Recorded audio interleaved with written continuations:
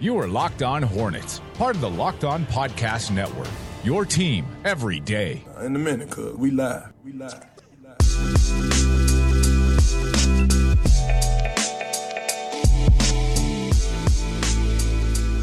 This is Locked On Hornets, your daily podcast on the Charlotte Hornets and the NBA. We are part of the Locked On Podcast Network, your team every day. Search your podcast app for Locked On to get podcast on the NBA, the NFL, and fantasy sports.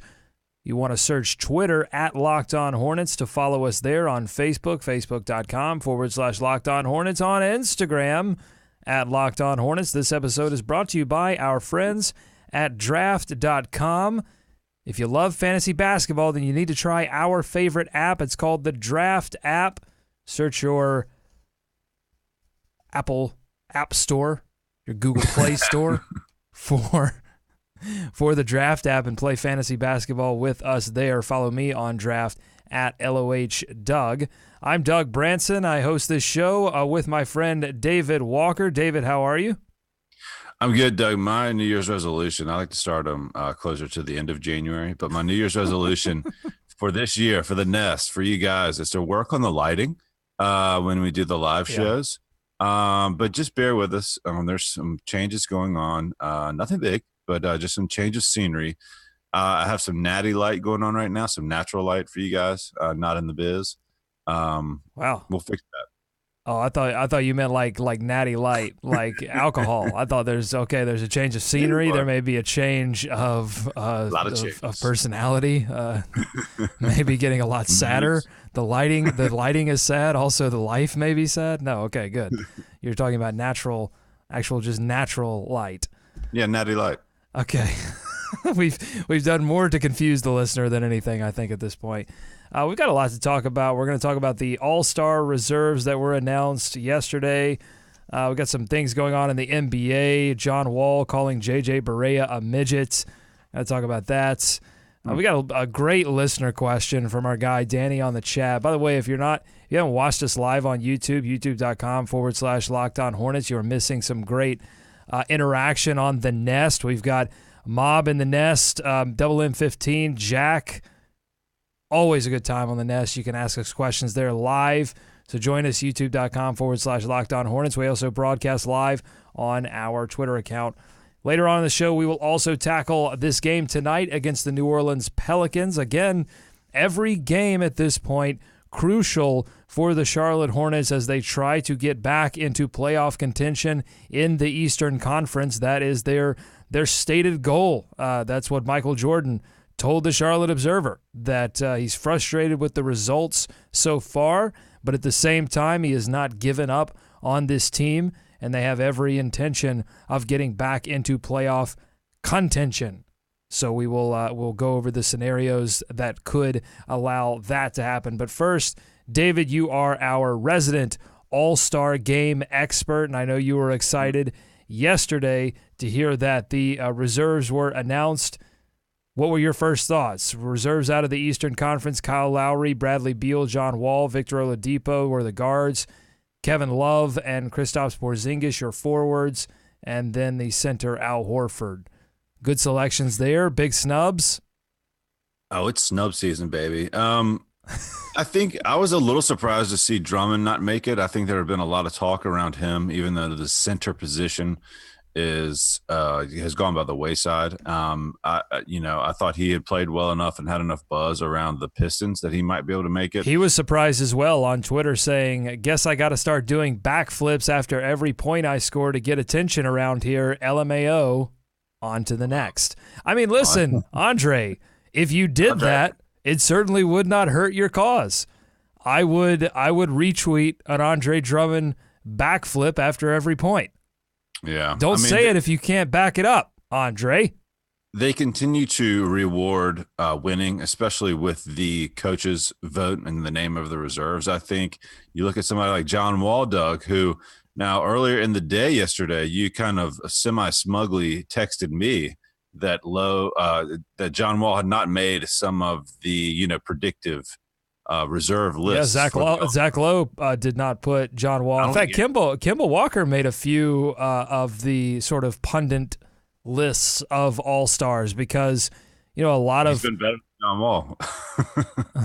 Well, a lot of people are not taking in. I think a lot of pundits will discount winning a little bit and factor in more value to the team, because I think when you put Kemba Walker side by side statistically with players like John Wall and Bradley Beal, I think both of those players, when you put those players side by side, Brad Beal and John Wall will win those fights. They will win the numbers fight. Take that for data. But when you're talking about value to the team, it's just unquestioned what Kemba Walker brings to the Charlotte Hornets and what the Charlotte Hornets are without Kemba Walker. So and plus he had that all-star pedigree now that he made it last year. So sometimes it's easier for guys to just check that box when they've been there before. Now that may have fallen in Wall's favor too as well. But I mean, no big gripes here. I think the whole all-star thing has just been consumed with, this the captain's choices that are to be coming up, and there's so much talk around this all-star game. It feels like it's forever away. I guess it's 3 weeks or so away, but yeah, I mean, winning's always going to get you in. No big issues with any of those picks. Oladipo is certainly the guy I have my eye on because he deserved to be there, what he's done for Indiana this year. And, man, look back at that trade. One team got an all-star in Indiana. The other one, Paul George. Listen, it's hot out west. That's the thing. That's the trade-off, right? And I'm sure Paul George knew that as well, that when he went out west, that it was going to be more difficult to make all-star games. It's going to be more difficult to make all NBA teams. It's just that's the price you pay for getting to go out there and be competitive. And, He looks. Paul George I think he's thinking about the long term as well. I don't know. I think he's thinking about Los Angeles. I think he's thinking about other things other than making the All-Star game this year when he made that decision, or when the decision was made for him to move to Oklahoma City. The one thing that's funny for me, the last thing is the Washington picks. I mean, because they got Beal and Wall, right? And they have looked like a complete dumpster fire as of late. So it's just odd to see some of the strife coming out of that. Sure, but team. They're fifth in the Eastern Conference. Right. Same thing with Kyle Lowry. I mean, he's been up and down this season as well. And again, when you, I think when you stack Lowry right next to Kemba Walker, you could make a better case for Kemba. But at the same time, Toronto is winning, and that's what when the coaches make these decisions, I think they weight heavily wins and losses.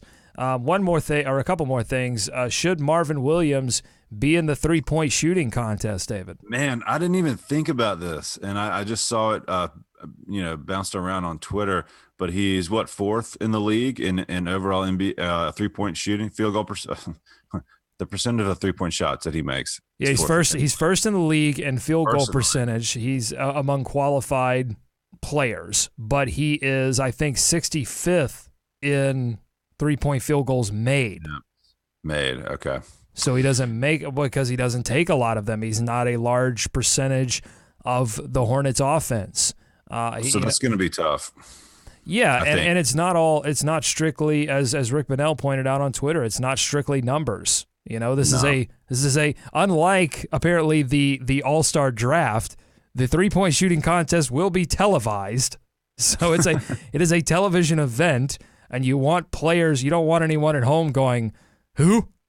And Marvin. We know Marvin. We love Marvin. Marvin's the cat's pajamas. He's the bee's knees, right? But the national audience is going to have a little trouble identifying with Marvin Williams over a guy like Bradley Beal. Had it been in Charlotte this year, I think it's a no-brainer because then they'll try and work a couple of guys that fit the mold that would be in the market of the host city. So I think that would work out. But we'll see. Yeah, I mean, they typically want to get guys who are just a little bit more of a, not necessarily name. I mean, the 3-point contest still, it seems like they get guys that are just dead-eye shooters. But Doug, we watch him every night. Do you think of Marvin as a dead-eye 3-point shooter? I mean, that's the other thing. He's been really good this year. But the Hornets as a team, right? We've talked about it, they don't shoot a ton of threes. It's not like a 3-point barrage. That's true. Also, we're 10 minutes into the show right now, David, and I have not, and you have not addressed the hat I'm wearing right now. And that's good for podcast listeners because they don't get to see it, but I am wearing a Wizard hat, and that is because our draft.com challenges that we do these live drafts here on the show between myself, David, and Nick. And the loser, we always put something on those draft.com challenges, a little extra something other than money. And I lost a few weeks ago, and the bet was the loser would have to wear on the show a Wizard hat. David, you still owe me a dream journal for losing on the week they played Dallas, and you still owe me a Mountie hat for the week that the Hornets played the Toronto Raptors. And then Nick still owes me a bad Boston accent for one segment that he lost the week that the Hornets played Boston. Now, there's no draft.com challenge on this show because Nick wasn't able to make it, and it just doesn't feel right to do it without Nick from the capital city. But if you love fantasy basketball, then you need to try our new favorite app. It's called Draft. It's daily fantasy basketball, but it's not like the other guys. Here's how it works. It's a draft that lasts for just one night, and there's no management. You just set it, and you forget it.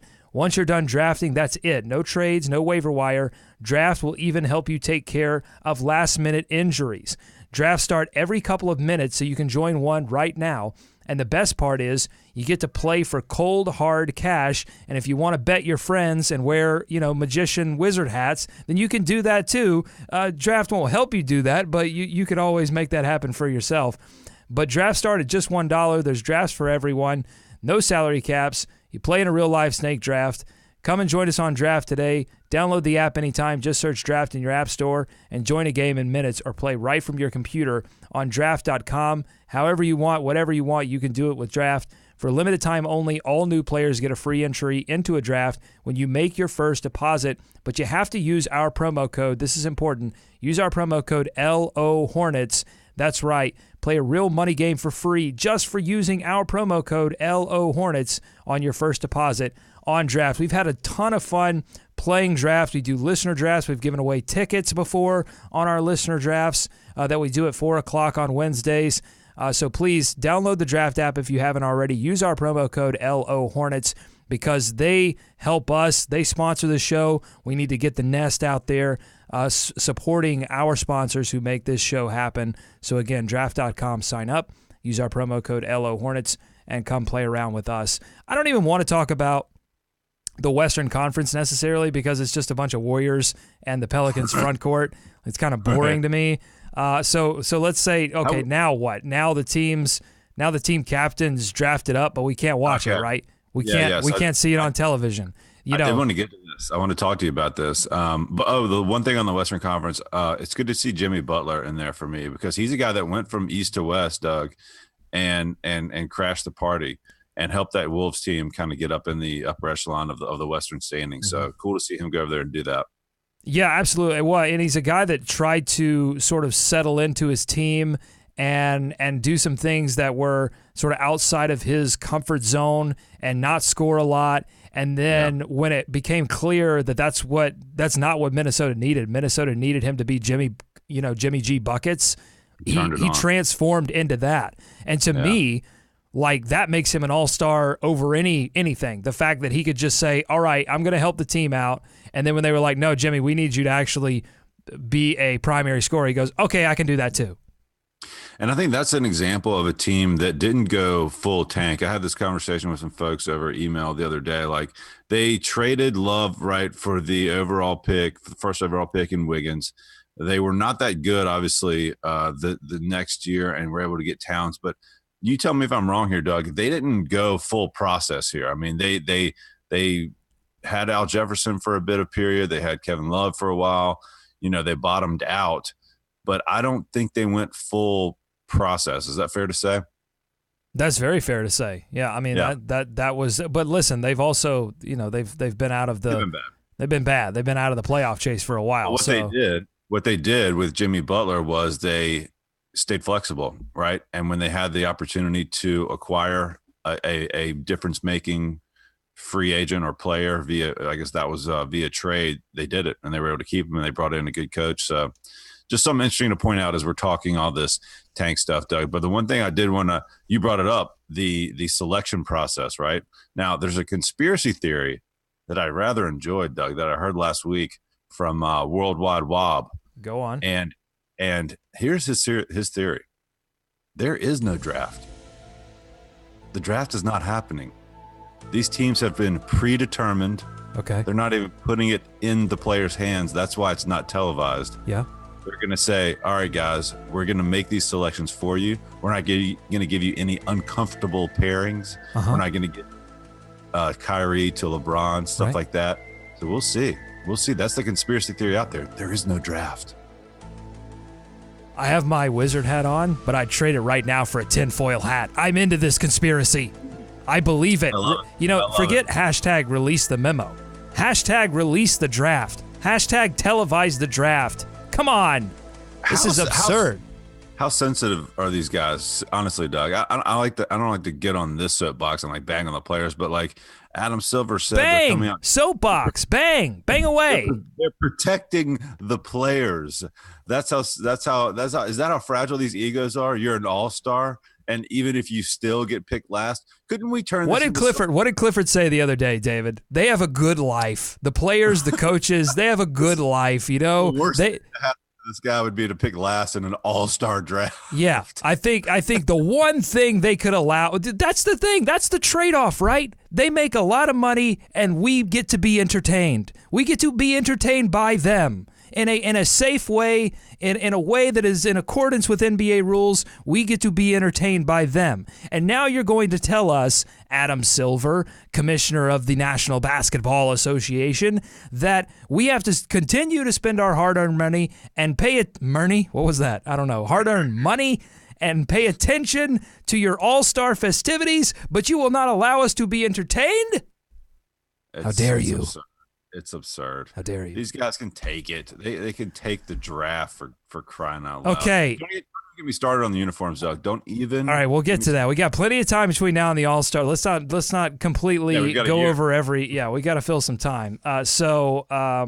We got a lot ahead. We're going to talk about some more NBA stuff. We've got a listener question. Plus, we're going to preview tonight's game against the New Orleans Pelicans. So stick around. We'll be right back. This is Locked On Hornets. Our boys got to go Cobra Kai. We got to go 80s villain defense. Grow a goatee. Do the gladiator stab them real quick in the ribs before have an the Eastern game? European accent. Only on the Locked On Podcast Network. Your team every day.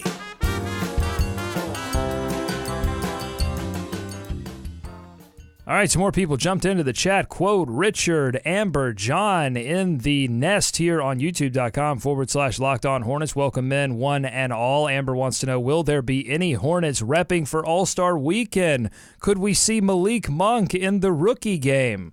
We went over Marvin Williams. We said that's kind of doubtful for the three-point contest. I think even more doubtful is Monk in the rookie game.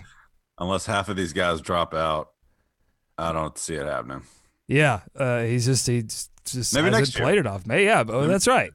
It's rookie. It's still what? It's still rookies and sophomores, but it's World USA. It's like completely thrown that by the wayside. Right. I think it's still World versus USA versus sophomores versus rookies. Yeah. In a Royal Rumble match. Yeah, something like that. All right. So it just gets more confusing every year. I got a segment called Which is Worse, and we'll make this really quick, but I know this is kind of old. This is a day old, and we got to talk about these things like 15 minutes after they happen. But I just love both of these things because, again, to me, these encapsulate why the NBA is so much more entertaining to me than the NFL and then Major League Baseball, which is why it's so frustrating that they won't televise the draft, because it's pettiness, it's drama, it's intrigue, it's aggravation. Those are the things that I want to watch and I want to hear about. So these are two great examples. You had John Wall of the Washington Wizards going after J.J. Barea of the Dallas Mavericks. John Wall calling J.J. Barea a midget. And then even better, J.J. Barea responding that no one on John Wall's own team likes him. which is probably not too far from the truth. All right, so you have that Berea punking John Wall, great comeback, sick burn. That's a sick burn. Which was worse, though, that or Maverick center Selah Mejri getting tossed from a game? He gets tossed from the game. He starts yelling at the referees. Then he starts yelling at his coach, his own coach, Rick Carlisle. And Carlisle says, you can hear or you can see him mouth, "You have 2 bleeping points. Get the bleep out of here." Classic Carlisle. His own coach punking him.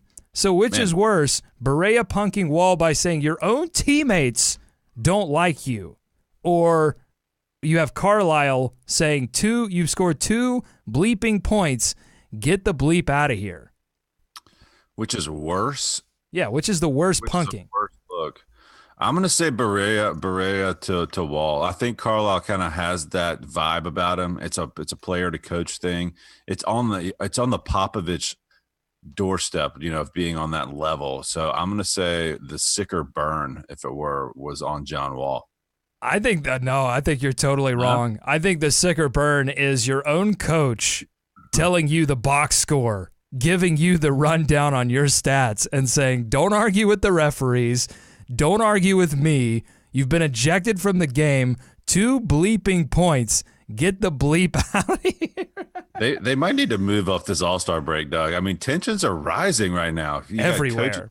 Oh my God. The relationships between the players and coaches on one side and the referees on the other has completely and utterly broken down. And there's no fine, there's no suspension that Adam Silver could levy at this moment that would calm the waters. There's nothing really that they can do punitively to bring some kind of resolution, because you've got now coaches saying that the refs are out of control, that the refs are taunting the coaches.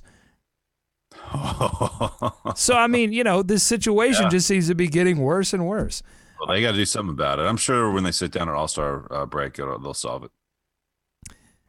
Quote on here saying, "What did JJ say?" Yeah, JJ told John Wall that none of his own teammates liked him, which, you had the John Wall, Bradley Beal beef of a season ago.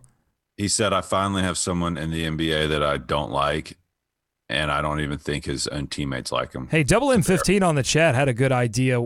He wants us to do an all-star draft. He wants us to draft up the players, and then the listeners can vote and tell us who did better. I love that idea. We can do that. The best one of those I've seen are when people try and take on the persona of LeBron, and then, kind of reason why he may pick one of these other 2 guys. I have zero interest in doing that. This is a man that Instagrams his past self. I can't begin to get into the mind of someone that would post a picture of his younger self and then write to himself in public. Shout out to young me, though. Okay. Listener question here from Danny on the chat. Danny on the chat asks, looking at and by the way, he emailed this question in. Good for you, Danny. The longer questions, it's better to email those in because I get a chance to look at them and we can think on them. But I love seeing them on the chat too. It's rapid fire. It's challenging, but I love them on email too. buzzbuzz@lockedonhornets.com. It says, looking at the Eastern Conference standings, which teams do you realistically think would drop off and give us the chance to supplant them in the standings? What do you think, David? I think the teams right above them have a good shot. I mean, the problem is the Hornets are in 11th right now. Philly is 8th, Detroit 9, New York 10. I could see that group of teams, settling in there and falling back a little bit. Who the hell knows what's going to happen with Milwaukee now? They don't have a coach. So I think that's the one you also have to keep your eye on there in 7th. Mm-hmm. I mean, as bad as Washington plays lately, I got to think that they're going to be able to hang on and not fall that far out of it. So I think it's that same old group, Doug, same old gang of crazy kids. All right, so let's break this down. The Knicks lost last night, so now I had to update my little sheet here. Now they're a half game back of the Knicks for 10th place. They've lost 2 in a row. They are 3 games back of the Pistons. The Pistons have lost 5 in a row. They're in 9th. They are in free fall mode. This is about the time that the Pistons fall apart each year. That's a veteran group. They're going in the wrong direction. The Hornets, for all of their faults, are actually moving in a positive direction. They're 4 games back of the Philadelphia 76ers for 8th place, and the Philly is 1 game above 500. And that's probably, in my mind, David, the mark that's going to be 8th place. Like, I think it's going to be 1 game over 500, or maybe even if things really get bad, it could be right at 500. It could be 41 and 41, could be enough with tiebreakers to get into the playoffs. But 41 to 43, I think, is probably the range of wins that would allow you to slip into the playoffs, into the back door. They're 4.5 games behind the Bucks in 7th. You just said it. The Bucks are 2 games above 500. They just fired their head coach despite the wishes of their megastar. They're 9-13 on the road. They've lost 6 out of their last 10. And the Hornets would have the tiebreaker as of now because they have a better division record. But the Hornets have games against Atlanta. They've got games remaining against Washington. So it's really important as you look down the line to win head-to-head matchups and to win division matchups. And I forgot to mention on the 76ers, the Hornets have 4 remaining games against the Sixers. Wow.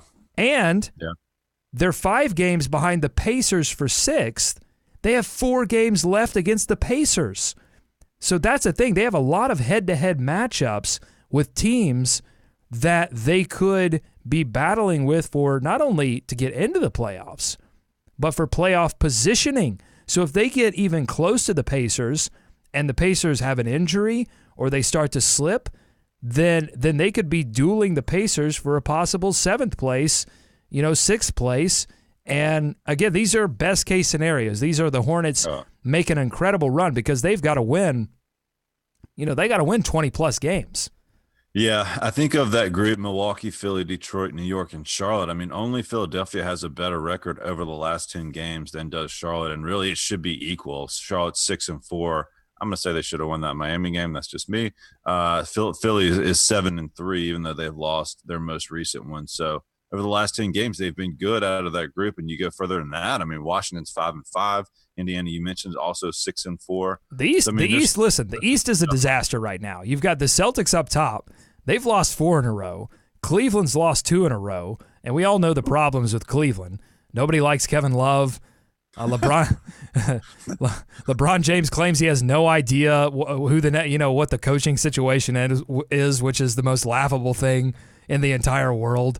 That he doesn't have any involvement in the future of head coach Tyronn Lue. Like, that's incredible. Yeah, he shows up to work, man. He just puts out in the work. But there are no winning streaks. That's the thing. Like, the East is waiting on a team to make a run. And the Hornets, I think, are the team that's most primed to do that. When you look at the schedule, the Hornets really only have 4 games that I would declare immediate losses. Cleveland, Boston, and then 2 against Toronto. I would add New Orleans to that list depending on how they play tonight. I'm tempted to add the 2 games against Chicago because it doesn't seem there's a lead big enough to enter the fourth quarter to beat the Bulls this season. But there's just not many games in here that I would say, man, the Hornets really they haven't shown the ability to beat these teams. That's really it. Chicago, Cleveland, Boston, and Toronto, and they don't have many games remaining against any of those teams. When is someone in Chicago going to come to their senses and say, hey, guys, enough's enough, okay? We get your point, but listen, we got to start losing some of these games. That's what you're here. Rascals. Okay, Hornets play the New Orleans Pelicans tonight. They listen, let me tell you something about New Orleans. They can score the basketball in the hoop. That's my analysis. 4th in points, 2nd in field goal percentage. They're 9th in three-point percentage. They're 2nd in assists. I can go on, David. I've got more of these stats. Go for it. They're 6th in offensive rating. They're 3rd in effective field goal percentage. They're 4th in true shooting percentage. They're 6th in pace. Good offensive team. And it starts, of course, with the 2 Hall of Famers, Anthony Davis and Boogie Cousins. Yeah, they do give up some points as well, though, Doug. 29th in opponents' points per game at about 111 a game. So that's why they are sitting at 25 and 21, perhaps not a bit better. But I mean, those two guys are working together. Boogie had a monster night the other night. Yeah, they're going to be a challenge, and the Hornets going to have to keep up the scoring. And that's something they've been able to do, though, Doug. They're on the precipice of breaking the franchise scoring record almost anytime they go out these days. But I just read those numbers, and I know they have problems on defense. But listen to these numbers, these offensive numbers: 4th in points, 6th in offensive rating, 3rd in effective field goal percentage. It's like they play Rajon Rondo, yet they're one of the leading 3-point shooting teams in the league, and they have 3-point shooters not only on the first unit, they have 3-point shooters on the second unit, and they can blitz you really inside and out, and yet they sit 4 games above 500, and really I talked to Jake Madison of Locked On Pelicans last night about what's up with this team. How can they play so well on offense, so bad on defense, be only 4 games above 500 with all the talent that they have on this squad? And he said, really, it just comes down to energy and effort. Sometimes they have it, and sometimes they don't. And we saw this, David, with the Washington Wizards as well. It's been a problem for them. But the thing with the Wizards is they actually, over the course of the season, they have been good on defense. They just completely take nights off. Generally, the Pelicans bad at defense, but it hits an abysmal level certain nights. And I feel like the Pelicans are one of those teams that lets their offense dictate their defense. So if the Hornets can come out and keep pace with the Pelicans offensively early in this game and try to take one of Anthony Davis or DeMarcus Cousins, pick your poison, pick one of those guys to take out of the game. I think more often than not, teams have tried to challenge Anthony Davis because there might not be challenging Boogie right now. I mean, he's putting up, he put up 40, 20, and 10 the other night. He's putting up kind of Wilt Chamberlain type numbers. So maybe you try to double team Anthony Davis, get the ball out of his hands, frustrate them offensively, and then that's going to open up plenty of things offensively for the Hornets. Yeah, and that's where they're going to have to keep playing well. The bench is going to have to keep stepping up. That duo of Kaminsky and Lamb, they've really developed something in that when they score well, when they get their 25, 26 points out of those two combined, it gives the Hornets a better chance. And the continued play of the starters, Nick Batum, he'll need to have another big game tonight. I mean, look, man, it's still about the Hornets more than it is who they play these days, because when they do what they're supposed to do, they give themselves a chance. And if it gets down to a close game again, we'll see how they react. But have we heard any MKG news this evening? I didn't even see him on the updated injury report is not out yet. I'm sure that we will hear something around shoot around. I would expect him to be. It just sounded like after the game against Sacramento that they expected MKG to return for this game. But you will make sure you're following us on Twitter at Locked On Hornets for updated information on that. I'm sure we'll hear something around shoot around, which is usually around 10, 11 o'clock in the morning. So check that out. But yeah, last thing on the New Orleans Pelicans, so much of their shooting comes from Drew Holiday. So that's going to be a challenge for the Hornets to guard both on the first unit and second unit, because they really like to stagger him with the bench as well. So staying attached to him, Michael Carter-Williams, his defense will be very important in this game.